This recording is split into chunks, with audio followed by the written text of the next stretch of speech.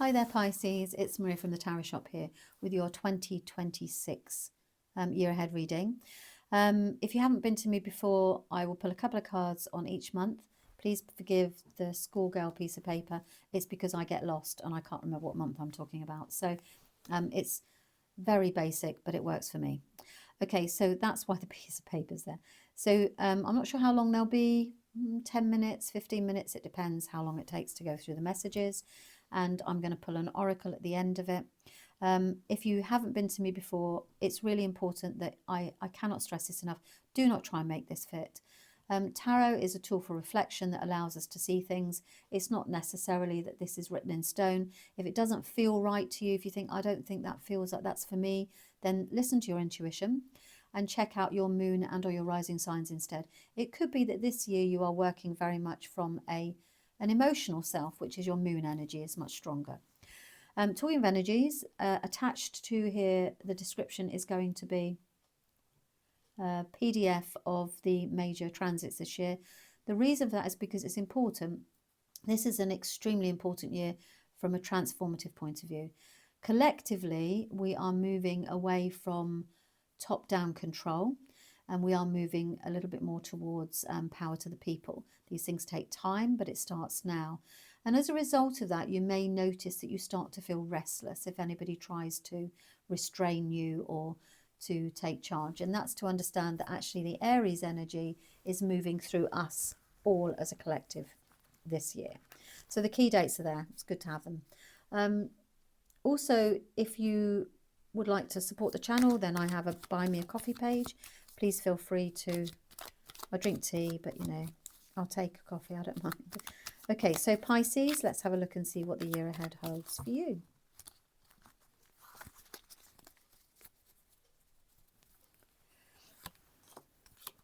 This is the Radiant Wise Spirit Tarot.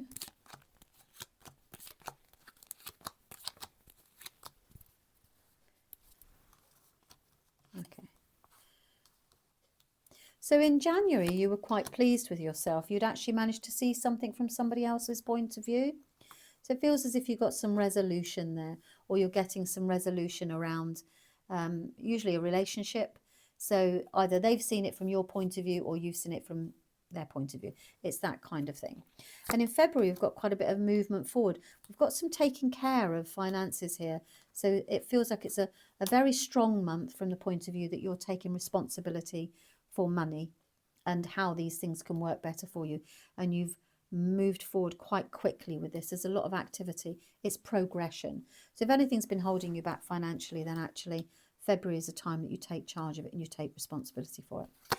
In March, you're going it alone, and this is around achievements. So something you achieve, you've done it on your own, and that's a really significant thing. So I don't believe that you believed that you could do it, and you actually did, and you did it on your own. So in March, you are doing it on your own, and it's a job well done. You've got victory there. So if you've got a project or something like that, then that's a really good sign. Okay, and then we've got I've already forgotten, April. April, we have the King of Cups, which tells me that you are going to take responsibility for how you feel over something. And the Magician is the card, it's a major arcana that tells me that you're about to create something. And I want to dive into this a little bit more because it feels like it's important. It's a turning point in the year. So April, you know you're being called towards taking charge of your happiness. And I do believe this is from a monetary, physical point of view. And the Magician tells me that you have the abilities or the skill set, because the Magician has everything he needs already, to manifest this. So this could be a big project, or just something that makes you happy. Maybe even as basic and as fundamental as having that perfect garden, or having that perfect car, or having, that kind of thing that would make you happy. And as a result of that, you're able to, this is about manifestation. Okay. And May, you've got the Sun. This is the card of success and happiness and a new beginning. So we've definitely got some transformation happening here around April, May. I don't think I could ever ask for two cards to sit side by side that are so positive together here. You've got a new beginning and success. So a successful new beginning. It's a new life usually as well. I mean, I love the Ace of Wands because I get quite excited. It's a new project. That's it. And successful. And then in June, you've got the home you're really focused on the home environment, overcoming any conflict there. So if there's anything going on around, I want to say neighbours or boundaries or something like that, it feels that there may be that issue there in June. And also you're overcoming it so that you can make your home a better place. Okay, that's the key that's coming through there. In July, you've got the Emperor. You're now in charge and you are also having some clarity. It got a new beginning. Right, so you are having, in July, you've got the Emperor comes in and says, well, I'm going to take charge and responsibility. I am in charge of my own castle. So this is really important to sort this out because if you're buying something, a new home, then actually, and you've got to overcome some sort of like boundary conflict with regards to it. Yeah, I do want to say, I don't know why it keeps coming through, but it's boundaries. We'll see what that brings in the year. But actually, you end up being the boss and you've got some lovely clarity around it. You've got some ideas about how you want to move forward, how you want to be the boss, how you want to be in charge. And I just love all of this. It's really positive. It's a strong situation. So maybe you are going to be your own boss, or you're taking charge. That's all the cards will let me see at the minute. You're taking charge and you've got an idea how to do it. Lovely. And then in August, you've got some education here. So this is around the giving and receiving of knowledge. It's studies. You're either teaching or you're learning. Maybe you're teaching, you see. So you've got that Hierophant coming in there. And it's allowing you to, this new education, this new understanding, either you're giving or receiving it, allows you to move past and move forward in a very significant way. Because when we've got the Eight of Cups, we're moving on from our past, we're leaving it behind us, and we're moving into a positive future. September, you've got the Ten of, I think maybe something's happening around buying and selling. So you've got September here, there's money coming in. It's either from an institution, and it makes you really strong, puts you in a super strong position. So you've got money coming in here that empowers you. And if it doesn't come in like, it's not an inheritance or anything like that, you are getting that money. So you might take a loan out and it empowers you to make all of this stuff happen. Or you suddenly have a lot of money for your home that empowers you to move on. Or you get the gist of what I'm trying to say there. So in October, we've got a period of rest because you've been so busy. And actually, this October, not much is happening here. We're having a restful month and we're just taking time out to consider options moving forward or opportunities. It's an investigative month. So you're going to start having a look around at some things. You may decide to pretty much do not a tremendous amount that month at all. And then in November, you are having your say about, there's a situation here that arrives unexpectedly at your door. And my goodness me, you have your say about it. And as a result of that as well, we've got another ace. This is a new financial beginning. So we've got unexpectedly, something comes in here that allows you to have your say and then start a new financial venture.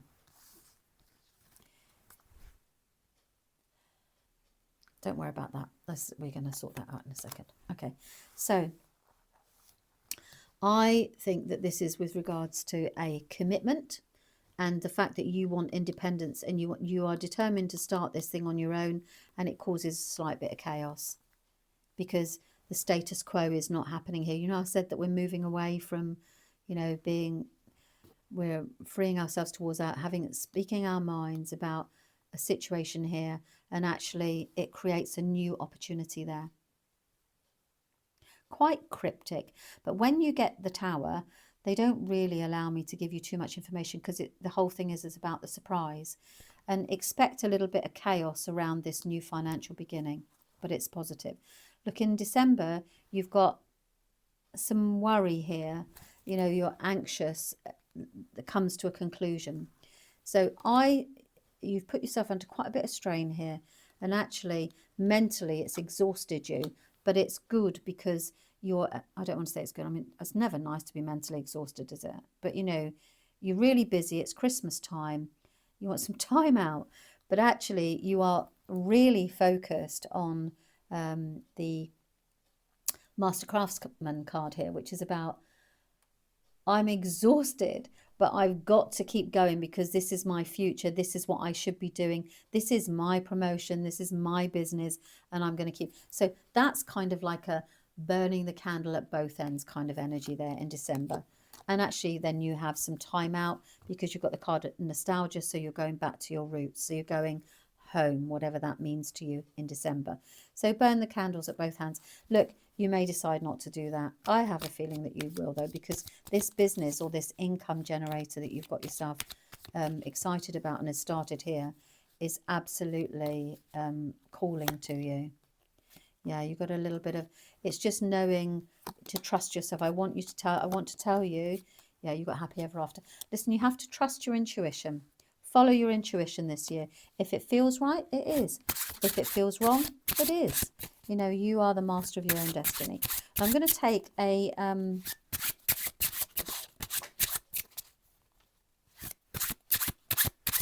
going to take a card out here. One flew off then. Actually, two flew off. Just going to pop the camera on. Pause a minute while I go and get them. Sorry about that. Okay. Sometimes they just jump, and I never know where they're going to jump, and these are quite big. Look, this is a brand new deck. It's not even available yet on the marketplace. It's called the Hedge Witch Oracle. It's beautiful. And the two cards, and I mean two, that flew out for you were lavender, which is about tranquility.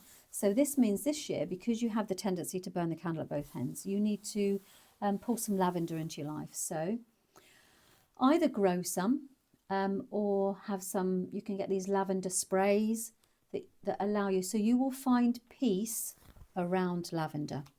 And then you've got dandelion, which is resilience, wish fulfillment. I always think when that's beautiful because you get, I'm going to read these because I can't, obviously I don't know the book at all. It's a new one. 15. Let's look at the dandelion first of all. What number is she? Number 15. Right, resilience. Drawing the dandelion card means you need to develop your ability to recover from adversity. So overdoing it is essentially what they grow about just anywhere, making dandelions a natural metaphor for resilience, strength, and the ability to overcome adversity. As all children know, blowing a dandelion seed head is to make a wish, a symbolic act of hoping for change in yourself or your world. Associate any unwanted feelings, thoughts, or habits with a dandelion puff, then blow the seeds away from you. You've got this, you really have. It's an amazing year. There's change here, and it's for you. It's for the good. It's for you. The thing is you tend to burn the candle at both ends. You might overdo it slightly. So use the lavender to kind of give you that sense of peace. Okay, good luck. It's a very exciting time. I've got a Pisces moon, so I'm looking forward to seeing what this is going to bring as well. And the next time you will hear me will be with the monthlies. Thanks very much. Bye-bye.